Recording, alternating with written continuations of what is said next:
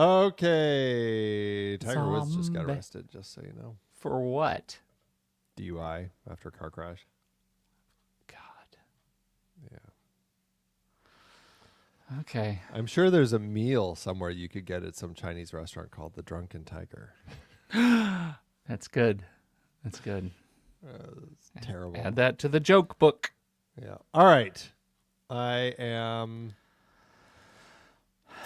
ready. Okay. Or do we just start? Because it's member just bonus. start. We just start. I'm Pete Wright. And I'm Andy Nelson. Welcome to the next reel. When the movie ends, Our conversation begins. WarGames is over. Hello, Joshua. Should have done it like that. That would have been better.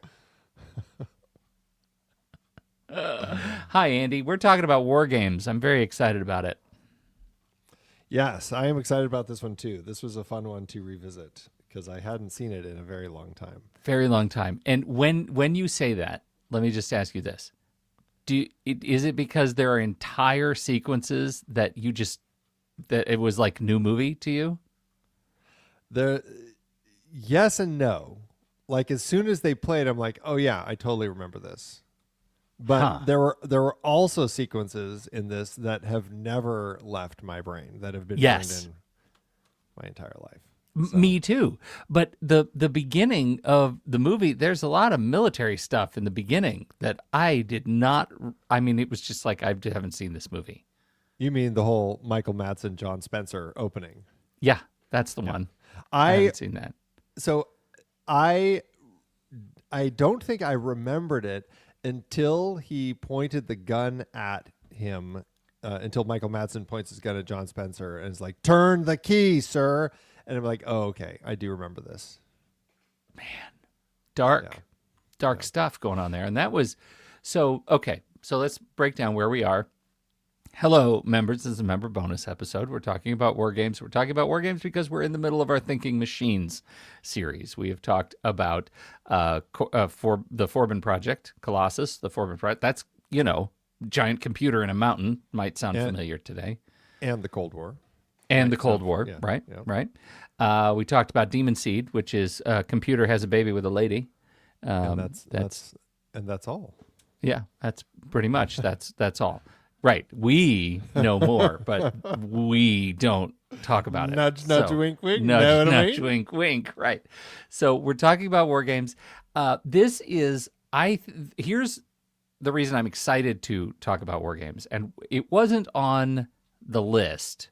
My initial list when I came up with this series. Maybe it could have been, but I'm glad that it ended up there because this one has a change character in AI. That one of the change characters is Whopper. Whopper.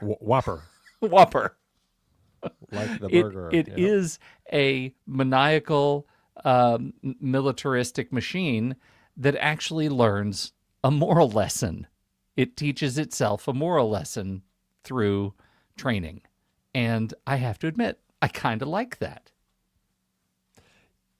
It's an interesting film because, I mean, there are examples of films where you have like the antagonist is essentially the one who is your change character and they learn to grow or whatever. And I mean, that's always the case in like a romantic comedy or something where the two people who are so completely different but we know they're meant to be together and they learn to be together. That's exactly the sort of thing we get here. But we haven't yet had it in the form of a computer.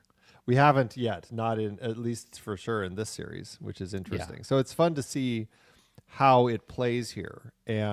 But it's also interesting because, and we'll definitely talk more about this, this is one of those movies that when you watch, you realize this script works really well for 1983. And then you look at it through today's eyes and you're like, okay, I can see how screenwriting has advanced and how things have changed, because the fact that this was nominated for an original screenplay Oscar says a lot that we're not necessarily, nominating things like this today. I think it's a little, it's not as complex, I guess. Okay, you break that down a little bit further for me. I'm really interested in your thoughts on this. What was it? What was going on culturally that caused this film to be something of such intensity that it ends up getting nominated? And what degree does that have on amplifying a more simple script? Well, I mean, I think the big thing going on with this script and this movie at the time is this movie came out at the exact perfect time for this to hit. This was the era of The Day After and Threads and these other stories of nuclear war and the devastation. This was the period when home computers really started booming, and modems and BBSs, and especially video games with ColecoVision and Atari and Commodore 64s, and even just the stand-up the video games that you'd find everywhere, like we see David Right. at when he shows up. All of this is becoming a reality, and this film tapped into cultural fears of nuclear war. It tapped into adults' fears of having zero framework for what their children are capable of. and and then same thing like with the military, and just like not understanding how some of this stuff worked, and the trust that they put into these systems that that didn't have. I mean, we talk a lot about guardrails. This is a good example of like they clearly didn't have enough guardrails to really think through all this stuff. And so I think that's why when this film came out, it was such a big hit. And I think they were able to tap into all of those different things that spoke to people, that made people go, okay, there's a lot of stuff going on here. I mean, I think there's a lot of other reasons that this film probably ended up getting a Best Original Screenplay Oscar nomination. I think a lot of it boils down to just the fact that it felt cutting edge. Like this is the first time in a film that you hear firewall. This is the first time that you see hacking, and you see the way that he's using the modem. And just the fact that people are capable of doing these sorts of things was new to so many people, and that it was essentially cutting edge, and they were doing stuff that wasn't fantastical. I think that's one of the reasons that it opened people's. I mean, this movie opened the president's eyes to what actually could potentially happen. Like it felt like so just right on the nose as far as where things were at that moment. I think it was right before this that Secretary of State Alexander Haig first discussed publicly the levels of nuclear war and preparation for nuclear war, and that gives us the DEFCONs in this movie. Yeah. NATO was stacking Pershing missiles all over Europe at the time, and it was just a couple of months after this movie was released that Russia shot down, or Soviet Union at the time shot down Korean Air Flight 007, which was I think we'll call that a big deal. That was a big deal. And so absolutely right. I remember the bedroom stuff, right? Thinking I need more computers in my life. That modem was amazing. I wanted to have all that stuff. That's where I learned about that, you know, man, because we had a computer. We had an Apple II, and I loved it, and it wasn't connected to anything, and I just was giddy with anticipation of those sounds. Those sounds I wanted in my life, something bad. And when you got it, it was a thrill. And when you would dial in and you'd get the beep boop, it was just like, oh, I'm actually connecting to something out there in the world. And then you start chatting in these rooms and stuff. Like it was a thrill. Like, and I think today people don't understand how amazing that was, that you could do that. Yeah, because now it's just everywhere. Look, come on, everywhere. Too easy, kids today. What was your first computer? Do you remember your first? It was a Commodore computer? 64. Okay, Yeah. all right. We had a Commodore 64, but it was like loaner from a friend of my dad's. We had the Apple II and then switched. I couldn't believe it, to the IBM PS2. So I was out of the Apple world for some years, and I did not care for it. Even but then, even then, I were knew. like, I just feel something wrong in my I know. life. I know, isn't it? I want to add to Badham's to the Badham coinkydink of technological superiority in film. Oh, yeah. Okay, Blue Thunder, man. I was like, how long is it going to be in this conversation before Pete brings up Blue Thunder? I love Blue Thunder. Something Same year, serious. too.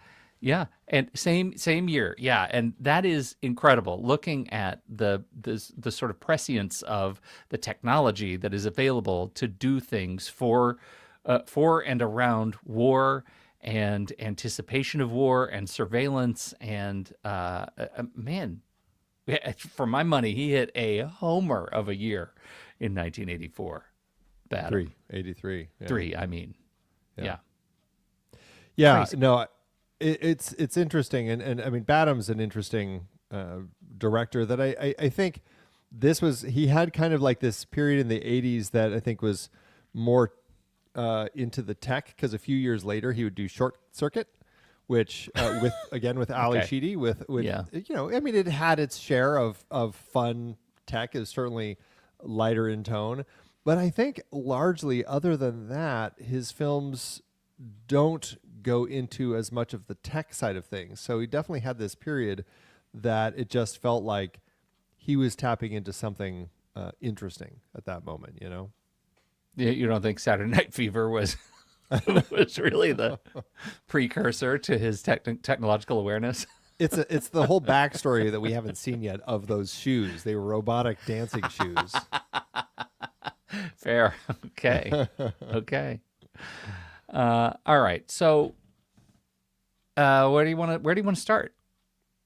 Well, I think that it's just, I mean, you already mentioned some interesting points just as far as like the tech and the time that this took place and everything. I think that, gosh, can you hold on? Yeah, me All right, too. hold on. Everything just got crazy.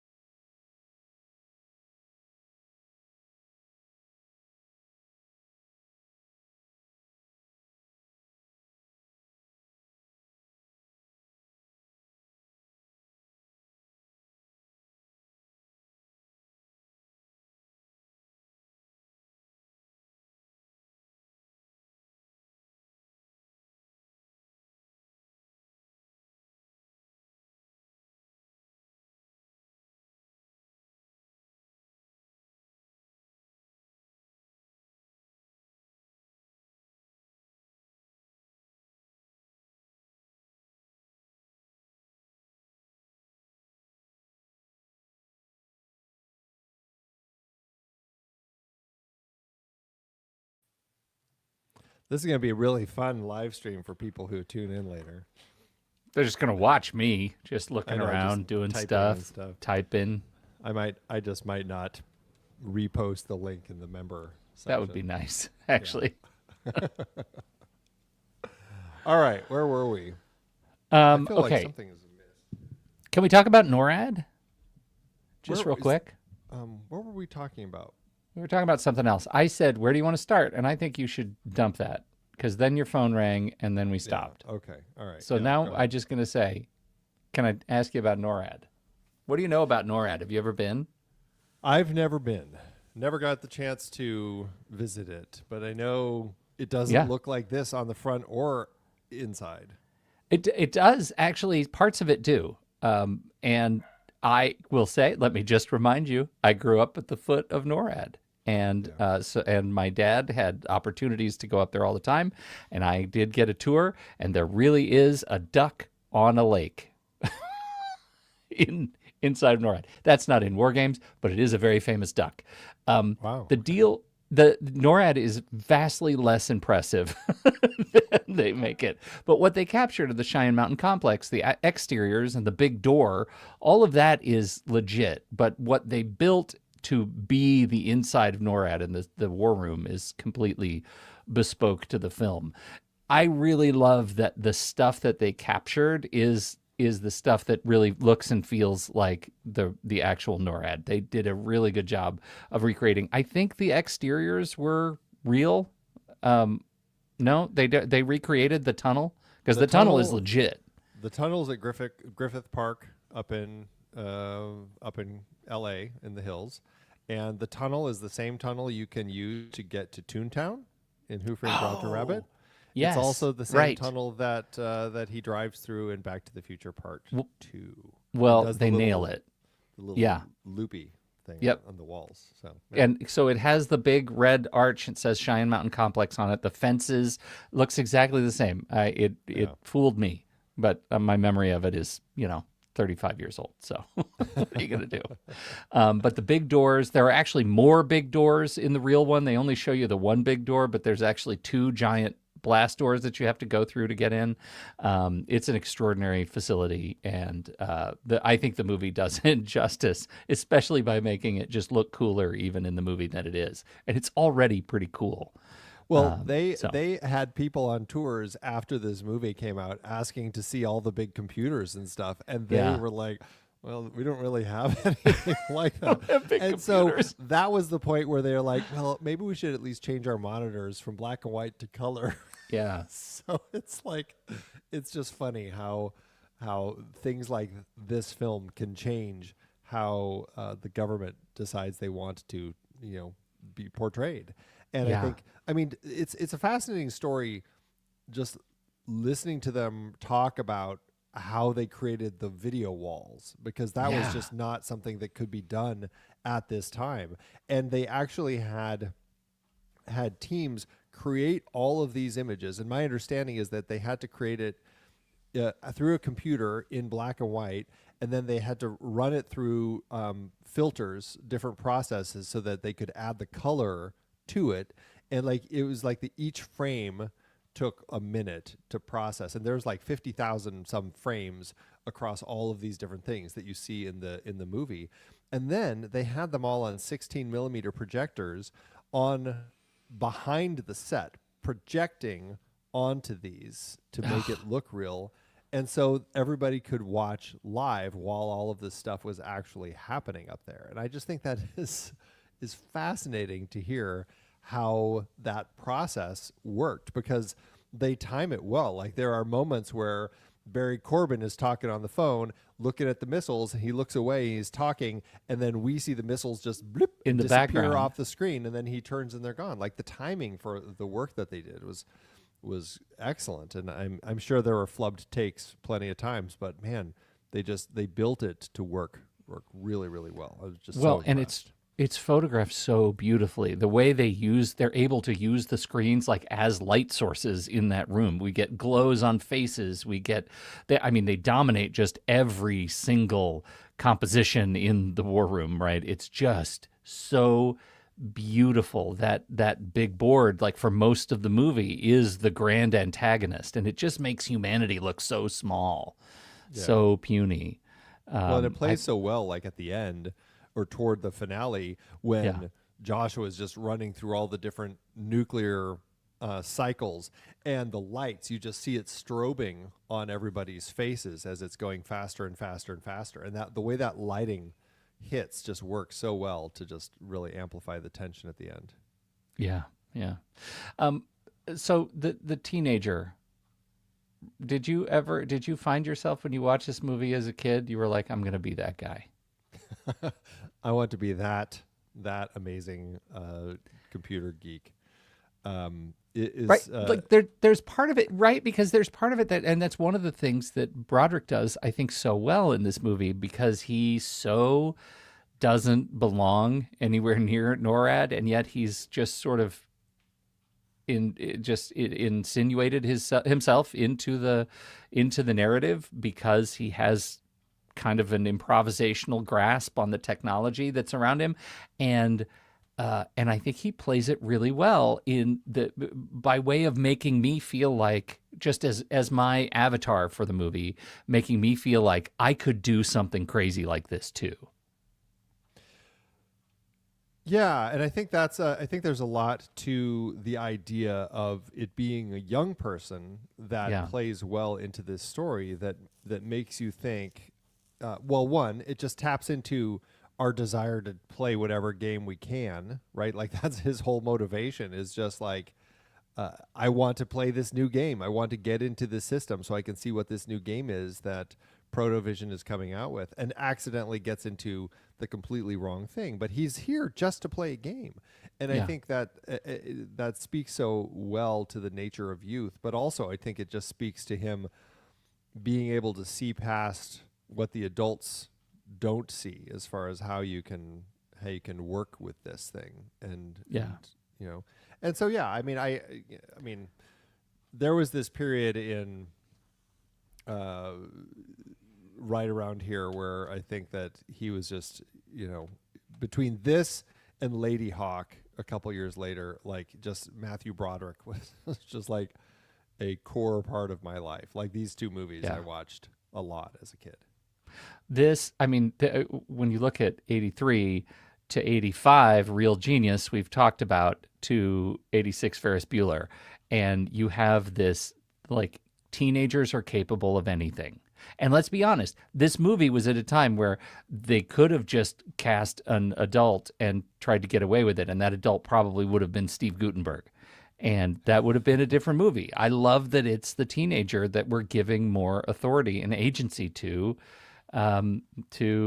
for us in our formative years. This was our 80s role model, and I think it worked so well. Well, that's an interesting element that I feel, I don't know, maybe I'm wrong, but I feel like we don't see that as much these days. I felt like in the 80s, there were a lot of stories that I don't know if I would say it's a kid's movie, but it's a movie with a kid protagonist leading the story that, I mean, felt like the kid was in actual danger. It felt like there were, genuine, deadly stakes. And I just don't think, I don't know, I guess I don't think that, maybe I'm wrong, but I don't think we see too much of that. I mean, maybe in something like How to Train Your Dragon, where they're Vikings, but it's a totally different context. Like this is like a real world story. And like we had like, Elliot, and I mean, in E.T., and then also Henry Thomas and stuff like Cloak and Dagger. Like there were some things that felt like kids were really put in serious stakes. And this is, I think, fits into that. And I think the 80s, I don't know, it felt very much like there was a little more danger in the movies. And I think if you had kid protagonists now, I don't know if you'd feel like you had as much danger if the story was done today. That's interesting. I don't know, and it feels like I've watched a lot of stuff with my kids growing up, and why I keep coming back to movies like this and realizing, like, as you're talking, that these are all from the 80s. Like, what was the other Dabney Coleman one that we grew up with the Intellivision cartridge? That was Cloak and Dagger. Cloak and Dagger. There's another one. That's what I said. Hold on. Sorry. Jeez. I know.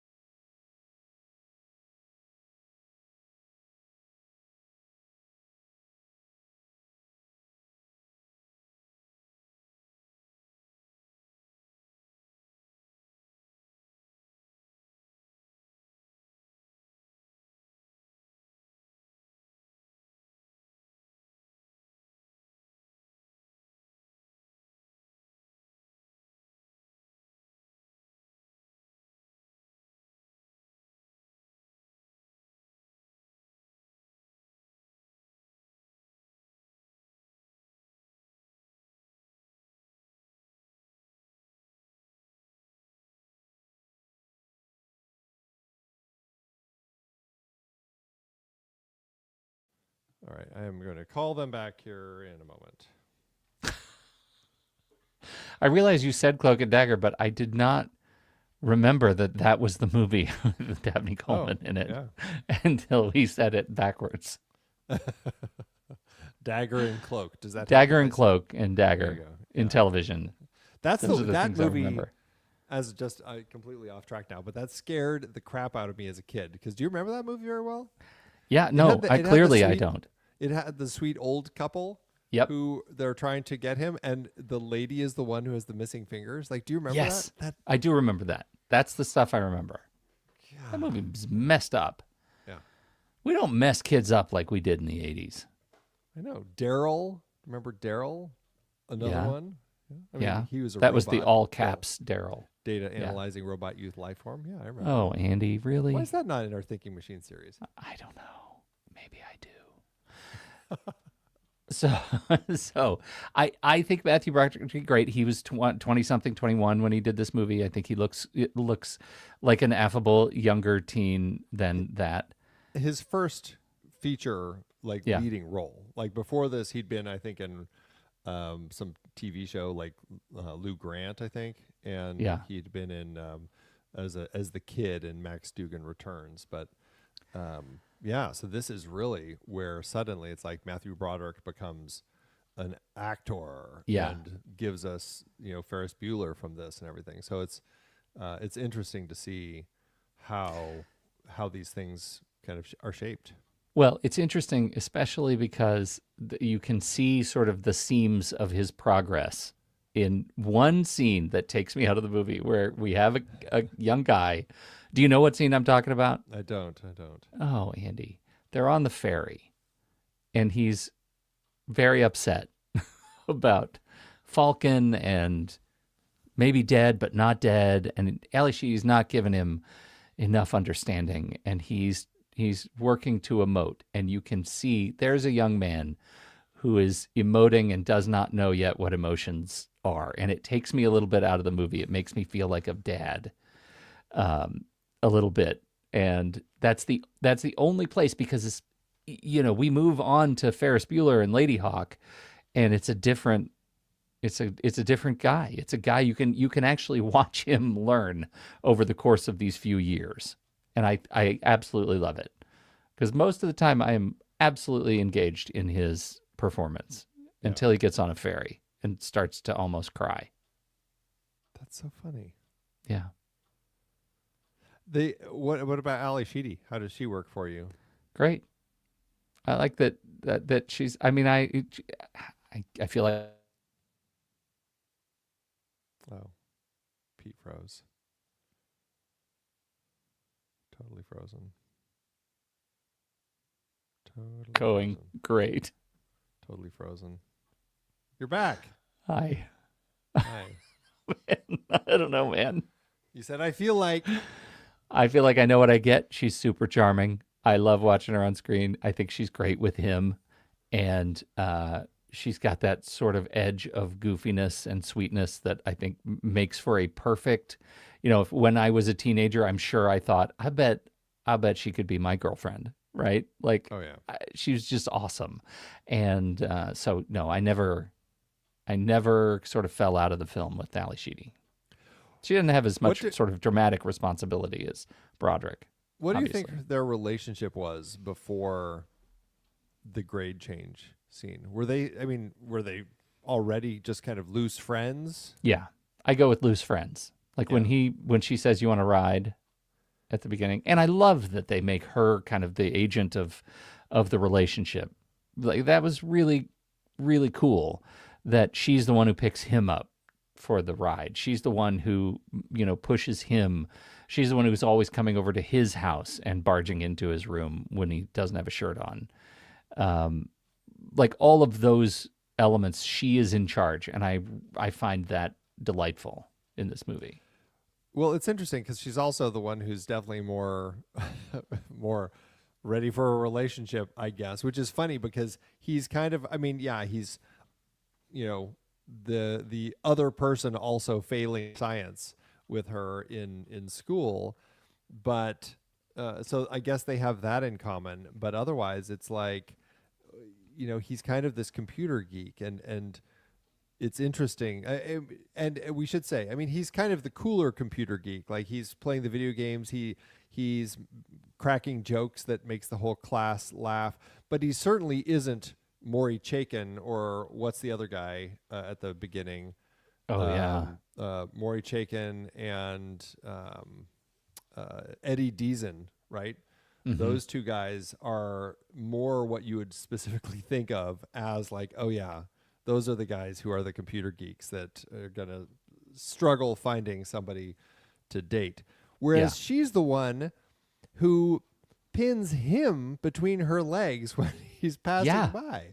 And I'm like, she's a brazen little high schooler who's like ready to take on this computer geek. And so it's like, it was interesting to see. I was kind of like, okay, it's kind of nice. And what's interesting, they watched that old footage of Falcon, and she's like, wow, who's he? He's kind of hot. Like, I was like, whoa, what is going on? Like, she's your dad's age. Like, they even comment, he's as old as my dad. That's good, but they're just kids were different in 1983. I don't know. Then I watched Euphoria and my head exploded. So yeah, but that's an interesting element of this film, because it's very much this teen. I don't know if it's a comedy, but it definitely has a lighter the tone of a teenage school problems sort of movie that you get, where like, failing my grade, don't worry, we can change it. Like, there's all of that sort of stuff that makes it very light, and then it's paired with this story of this nuclear war potentially starting. That, I mean, it has its light tones, especially when Barry Corbin throws some of his lines in there, but largely it's taken much more seriously. All right, you have offered the perfect transition to the military side of the movie. Did you find Barry Corbin a believable military juggernaut? Barry Corbin has always been somebody who's, I think because he was, as a kid, my representative for a military general, like I think every military general should stand up to Barry Corbin is really kind of how it plays in my mind, right? So I think that he's great. Although I was reading in some trivia, and it said the amount of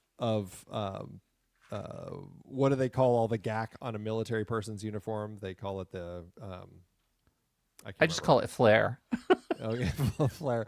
There's some name for it. It's not bling. I'm sure it's there not. Anyway, whatever it is, all of that sort of stuff. They said for what he actually has on there, he should have had 40 plus years of service and been in his 60s. But he was like 40 at the time he shot this, and so there's really no realistic way. But still, he plays it well. Like I love Barry Corbin, and I think that he plays the military side of it very well. And I think that leads to one of the potential issues that now I notice with the script that I certainly didn't notice back then. But it's the fact that we have this initial setup, the opening that we've already talked about with Michael Madsen and John Spencer, where humans end up being reluctant to actually turn the key because they're like, I don't know if this is real or not. I need to hear from somebody before I actually do it. I think realistically we know that that's not how it works. There's actual phone calls and other things that get made, but still it plays well in context. And now we have this dilemma of like, well, we should just pull humans out of the chain completely. And that's Dabney Coleman's side of thing. McKittrick has this computer system, the Whopper, that essentially the president says, yes, let's launch the nukes.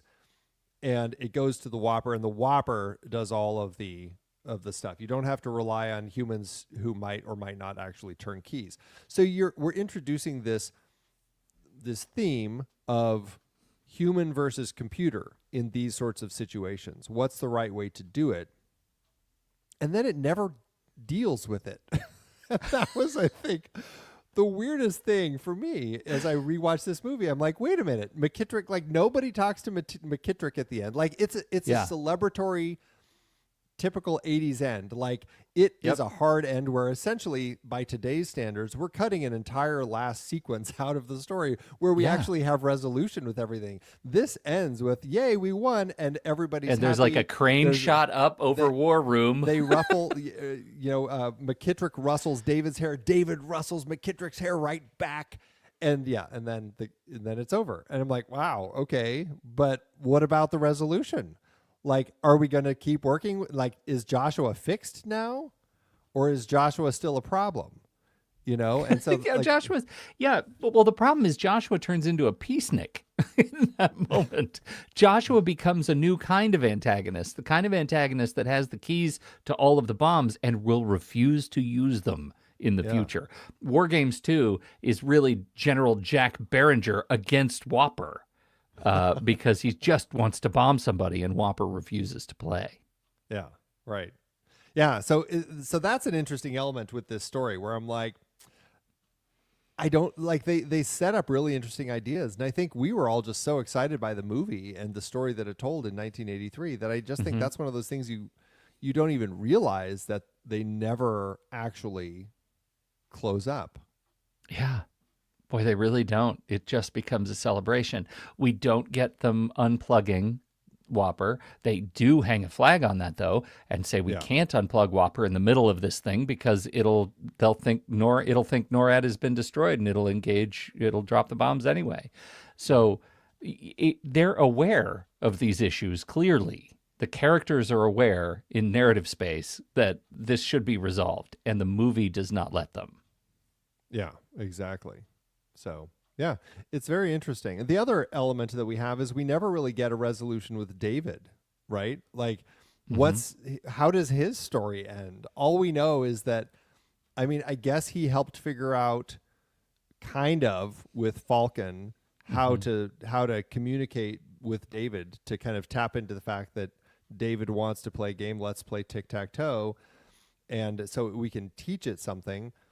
But then what? Like, does he just go back to school with a great story to tell?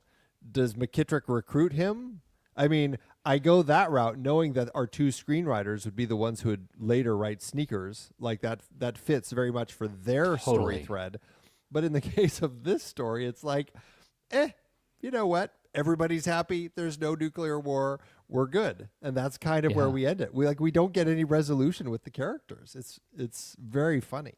It does. It makes me wonder if there's something that in the original script that didn't get shot because it was 1983. Do you know what I mean? Like it just feels like maybe because books ended on resolution, stories ended on resolution. It feels like an artifact of the period where we have a movie that just stops at the hugs. And doesn't give us that thing that we sort of crave. Yeah. I don't know. The movie has an interesting, speaking about the thinking machines perspective, the movie has an interesting humane or human sort of thread of nihilism in it with our Dr. Stephen Falcon and his mechanical robot pteranodon or pterodactyl. He's the one where we think of him as the savior. He's the guy who invented it. Surely Broderick and Sheedy are going to be able to show up at his island home and convince him to come to work. And it turns out he says, no, not only that, you can sleep on my floor the night as the bombs drop and kill us all. Yeah, we're just across. I picked this spot because we'll have a millisecond of beautiful light and then we'll be vaporized. Right. That's another sequence that I had forgotten was in this movie, Andy.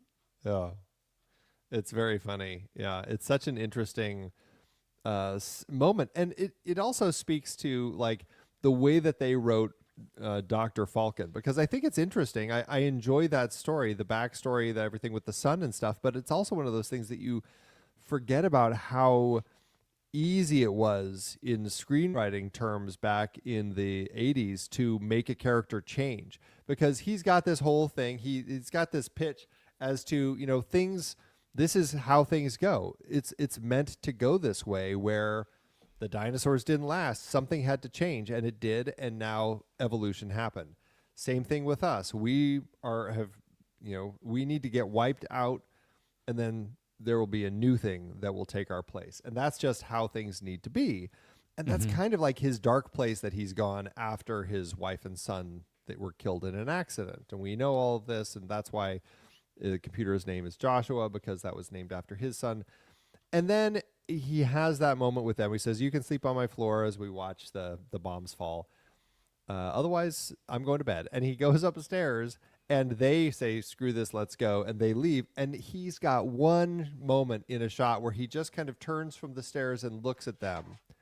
And that's all we get for a character turn. Yeah. Like, that's it. Like, that's funny. It's literally just a turn of the character. A literal character turn. And then the next time we see him, he's in the helicopter picking them up to say, "All right, let's go." Yeah. And so it's like, it's an unfair way to just kind of get something across that is, what else do you show in a character turn? You don't really need to show much. I mean, we could have had him a moment where he's looking at pictures of his kids, flipping through a photo album, who knows? Instead, it's that simple, and it just takes us to the end. And then once he's there, like, he has his moments of intense looking at the screens and stuff, but does he do much? Like, does Falcon bring much to the table? I guess is what I'm saying. As much as I love John Wood, I love John Wood in this, but I think what he brings to the table is he unlocks the computer when the computer seems to recognize that he is there. Hello, Dr. Falcon. Hello, Joshua. Right. They have listed the games. There is some sort of communication. And I don't know. Maybe I'm reading too much into it, but it seems like without that, could Broderick alone, could David alone have been able to start a conversation with Joshua? He was already doing it as Dr. Falcon at his house. Yeah, that's a good point. And Dr. Falcon was talking, but he was typing. So it's not like it's hearing him or seeing him. So I don't know. And I don't think he's actually entering any passwords or anything like that. So I guess that's a good question. Like, is there something more that is happening for him to recognize? Like, it really seems like he's the one who just suddenly makes people go, "Oh, okay, Falcon's here. Now we can focus on finding a solution." And then Falcon just kind of lets David do it all. Well, right, because it's Falcon who is talking to the general directly and making the case that there is a logical fallacy in your approach to retaliation. Without Falcon, we don't get that. And that's maybe that's a good point. That's important because Broderick or David would not be able to make that argument because he's a kid and nobody trusts him. Nobody gives him the time of day. That, exactly what you said, is the reason Falcon's there. So that's a great point, because he has the pitch that keeps the general from starting to launch all the missiles, because he was just about to. Yeah. And by then we have, that allows David to go ahead and be the smart kid at the computer. Because you're right. As Dr. Falcon has nothing really to contribute to the console. That's really all David. Yeah.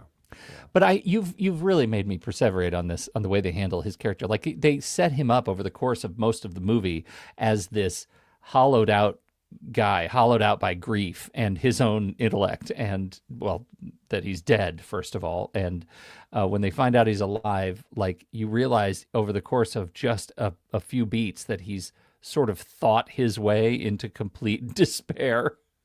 And that we never really get an opportunity to explore that with him.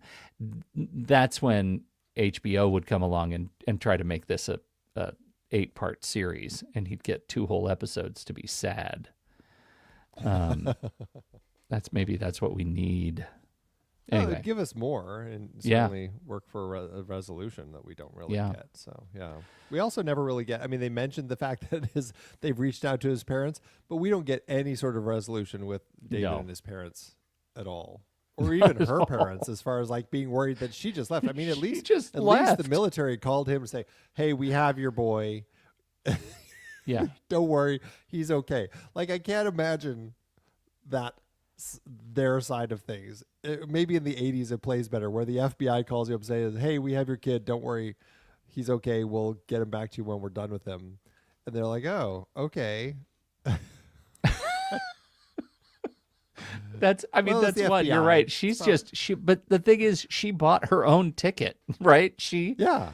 Right. She flew on the plane by herself. She left her house, and nobody knows. Nope. Okay. Yeah. Crazy. Do you want to share thoughts on your affinity for Dabney Coleman? Oh, Dabney Coleman. We've had far too few reasons to talk about Dabney Coleman on this show. I think 9 to 5 may be the only one. I think that's the only one. time. Yeah. I mean, another face that I grew up with. I love Dabney Coleman. I love just what he does and everything. He's just so much fun and a great face from this period in the 80s, when he seemed to be in so many things. Yeah. And yet the only ones I can think of now are Cloak and Dagger and this and 9 to 5. The Man with One Red Shoe, Dragnet. Dragnet. Oh, man. Okay. Yeah, he was also, and I mean, I think that he must have had a thing with Tom Hanks, because he was also in You've Got Mail.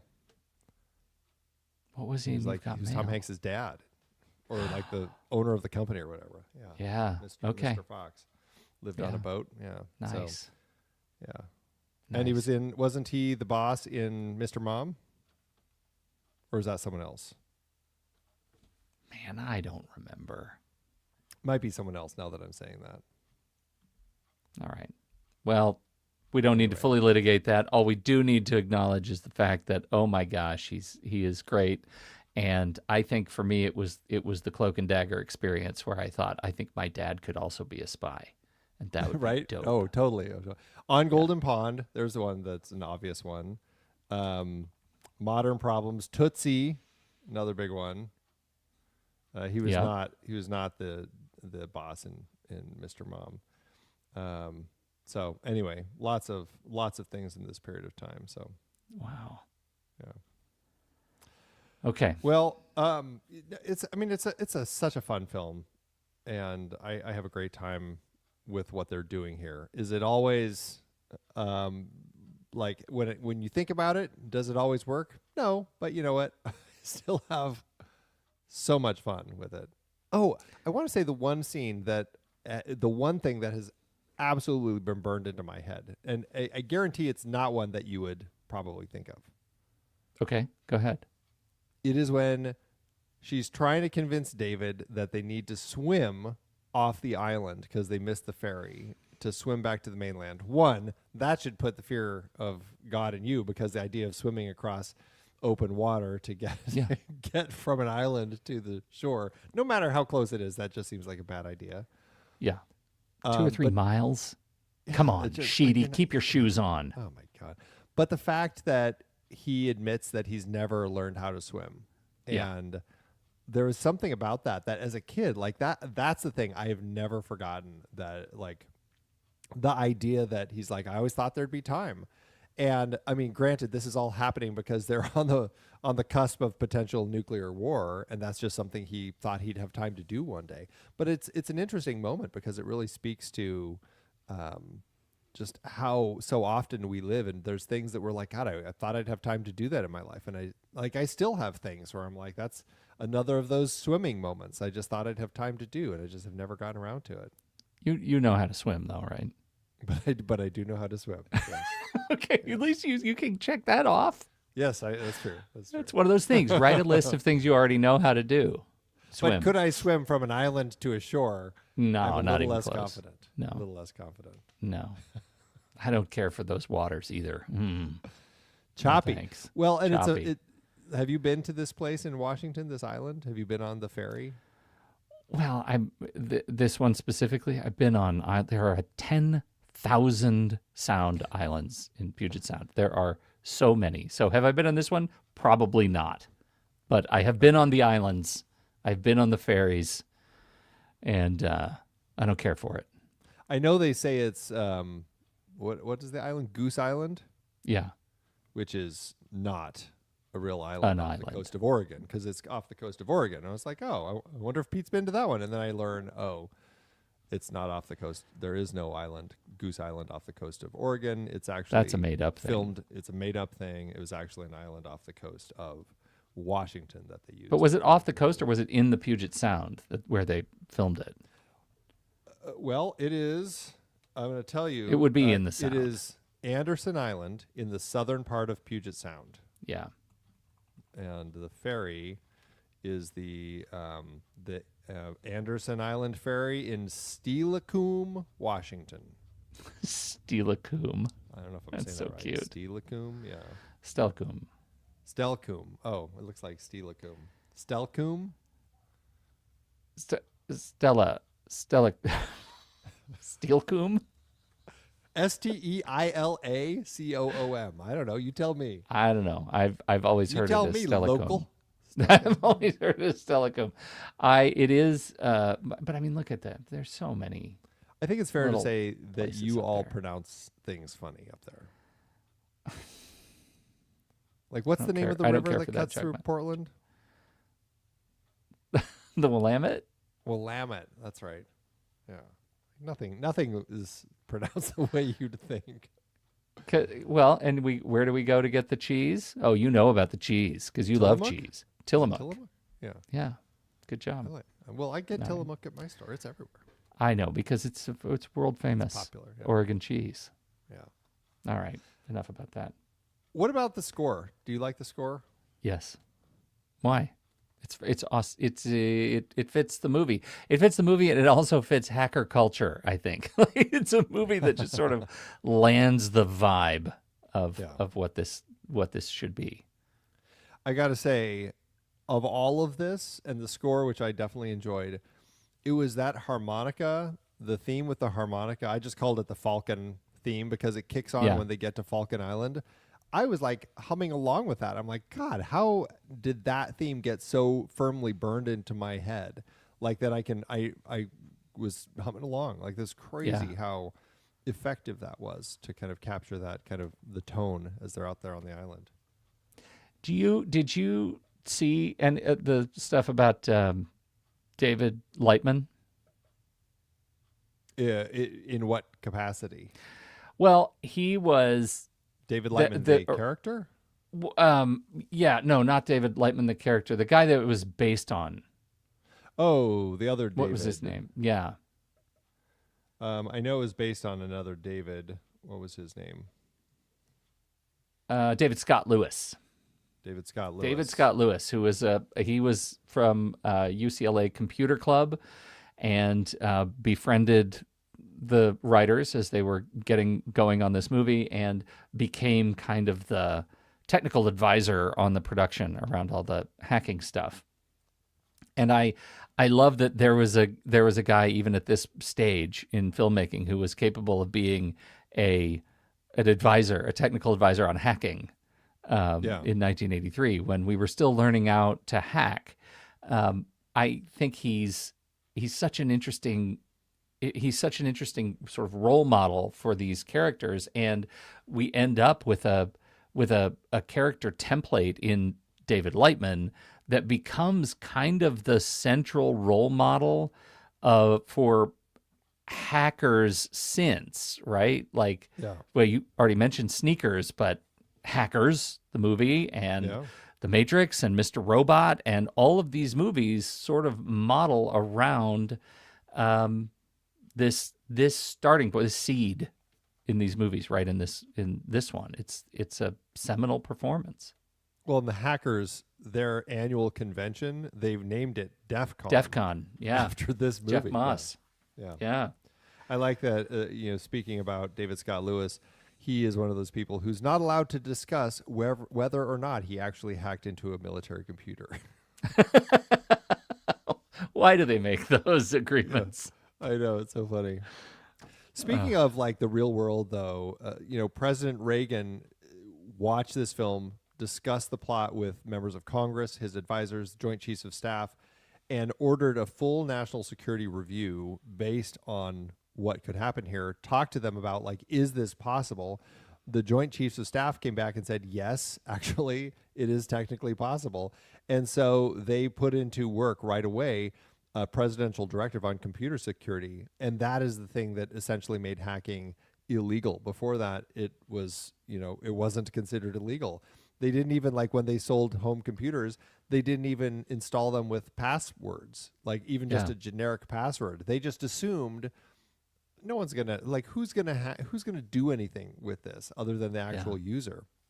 They just assumed it was all safe. And then this also was the first, the film that led to the first U.S. federal internet policy, the Computer Fraud and Abuse Act. So it's amazing. And think about that, Andy. Think about how fast those things came around. This movie's 83. Computer Fraud and Abuse Act was 1986. The National Security Decision Directive was 1984. Like that, all of that stuff happened so fast after this movie. Yeah. Why can't we do that now? Make decisions quickly. Yeah, that's a whole other podcast. Yeah.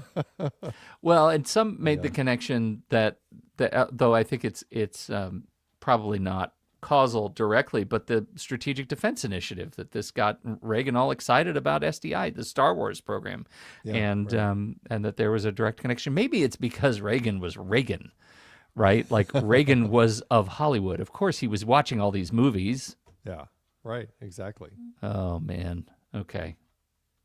Yeah, there we need a president who reads more.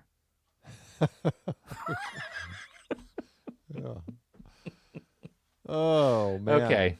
Yeah. No, you got anything else? It's an interesting film. Yeah, I really have a lot of fun with it. It's but it is an interesting one. Like for anyone who goes out and rewatches it, try to pay attention and see who actually learned something by the end of it, and if it matters. Like, and I think that's the thing with this film is, like, I don't know if it thinks that it matters. I think it's designed as just a fun ride by the time you get to the end. Yeah, I think so. I think that it's one of those things that the film, when the film was being made, it probably had did not have as high opinion of itself as it did once people realized that they could actually do some of this stuff. Yeah, I think so. That's pretty interesting. All right, well, let's move into the back half, but first, let's hear the credits. You'd like that, wouldn't you? I sure would. Oh, God. The Next Reel is a production of True Story FM, engineering by Andy Nelson, music by Droid Bishop, Oriel Novella, and Eli Catlin. Andy usually finds all the stats for the awards and numbers at the-numbers.com, boxofficemojo.com, imdb.com, and wikipedia.org. Find the show and the full archive at truestory.fm. You can follow us from there, too, and learn about membership. Check out our merch store at thenextreel.com/merch. And if your app allows ratings and reviews, please, please consider doing that for our show. All right, Andy, sequels and remakes. Oh my gosh. Well, one, I think it's fair to assume that yes, this did spawn countless video games. Starting right away, ColecoVision, 1983, had a game. Then that same game went to Atari and Commodore 64. 1984, another computer game called Computer War. 1984, also the Australian illustrated text game called Thermonuclear WarGames.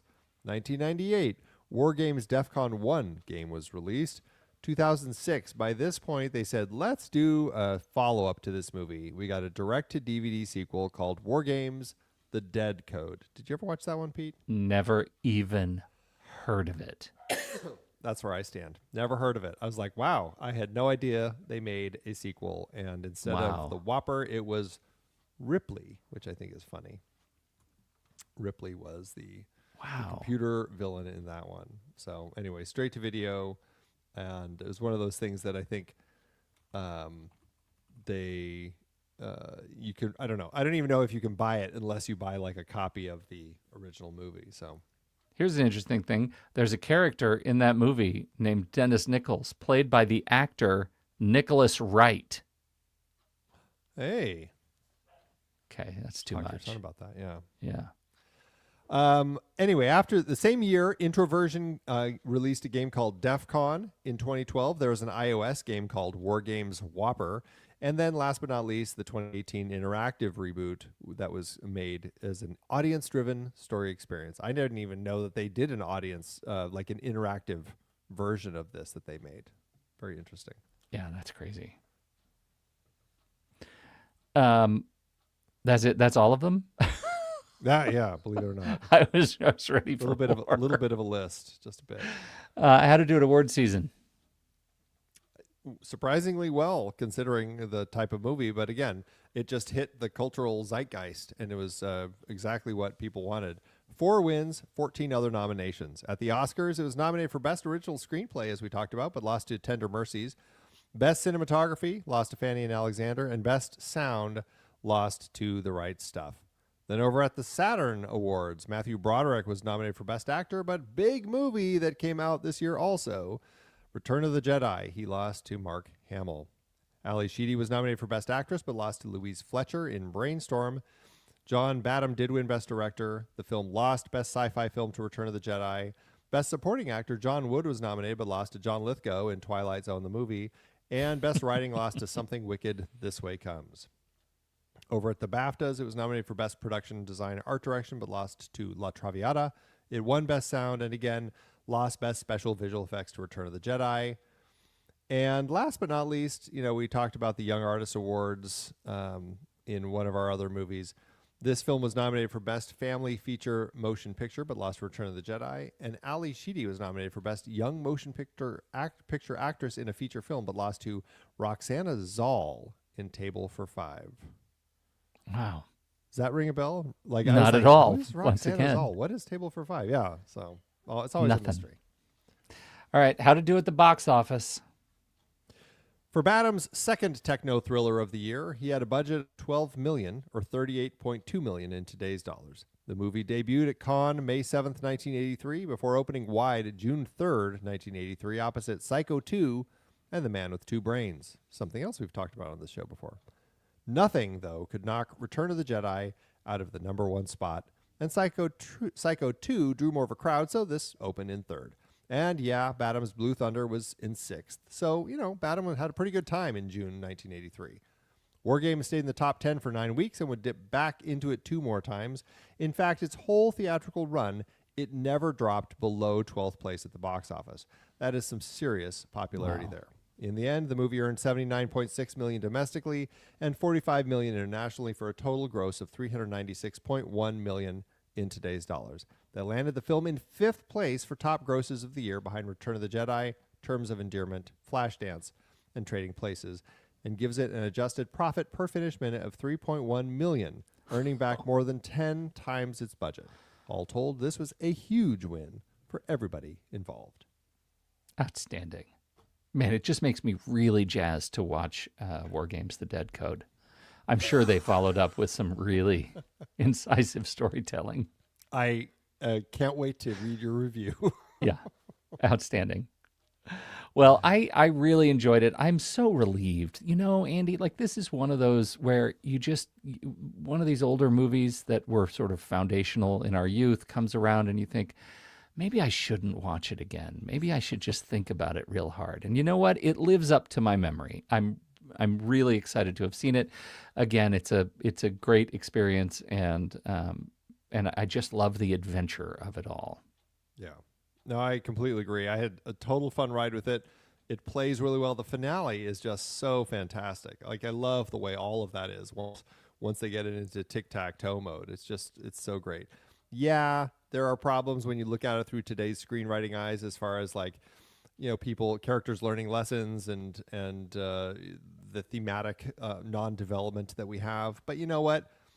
The way that I look at it is, could Mission Impossible have run if WarGames didn't teach the techno thriller? Did you work on that for a while? I did. Did you work on that for a bit? I did. I practiced it, all right? Yes, in front of it's my really mirror good. and everything. Well, super fun. All right. Well, that is it for our conversation about John Badham's WarGames. Next month, Andrew Niccol, the writer of The Truman Show and director of Gattaca and Lord of War, turns his lens on Hollywood itself. Al Pacino plays a desperate director whose star walks off set, so he does the only logical thing. He builds a new one from scratch. A computer-generated actress named Simone becomes a global phenomenon, and suddenly the question isn't whether audiences will believe she's real, it's whether it even matters. It's 2002, it's a satire, and it fits the Thinking Machine series like a glove. That is Simone next month. All right, let's do our I've ratings. never pronounced it that way. Sim1. It's always Sim1. It's Simone. It's like the Simone. actress's name. All right, Sorry, Sim1. you have to say Sim1. That's what it says on the logo. That's the logo of the movie. It's Sim1. All right. Letterboxd, Andy. Letterboxd.com/thenextreel. That's where you can find our HQ page. That's where all of our reviews and ratings are for the movies that we talk about across the Next Reel family of film shows. What are you going to do for WarGames? I mean, I had a blast with it. Yeah, it has issues. I mean, I'm probably going to always think about those now, but it's a movie from my youth. It's hard to go less than 4 stars and a heart. I'll say 4 stars and a heart with this one. I'm right there with you. 4 stars and a heart. I feel like 5 stars would show my hand a little bit much. That would make me, that would be too much. Yeah, it'd be a little too high. I agree. Yeah. Well, that is 4 stars on our account on Letterboxd, which you can find at the Next Reel. You can find me there at Soda Creek Film and Pete at Pete Wright. So what did you think about WarGames? We would love to hear your thoughts. Hop into the Show Talk channel over in our Discord community where we will be talking about the movie this week. When the movie ends. Our conversation begins. Uh-oh, he just found his. I did. I'm doing Theo's. It's a joke. It's very short. Theo.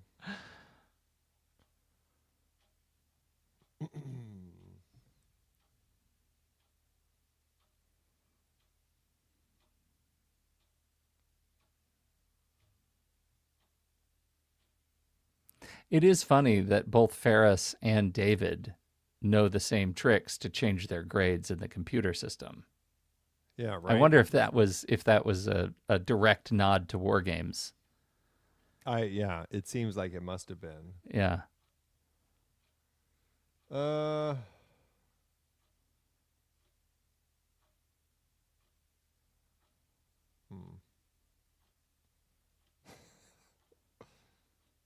I'll do Rico is my cat. Letterboxd, give it to Andrew. As Letterboxd always doeth. All right. There are a lot of people making good jokes in Letterboxd on this movie. With love. Jokes with love. With love. Exactly. What'd you end up with? I actually went in the middle. 2.5 by Rico is my cat, who says, "Is this really a good time to be kissing?" Which I think speaks so highly of like 80s 80s movies. They always had to kiss. You had to have them kissing. Yeah. Always kiss. I went with one with a nod toward that other 80s classic for Matthew Broderick, which I think it would play better if WarGames was actually a sequel to Ferris Bueller's Day Off. Theo gives it 4 stars and a heart and says, Ferris Bueller's Nuke Off. Come on. Come on. That was like a gimme, of course. I know. Of course. I wonder how many people actually made that joke. Yeah. Anyway, good times. Thanks, Letterboxd. All right.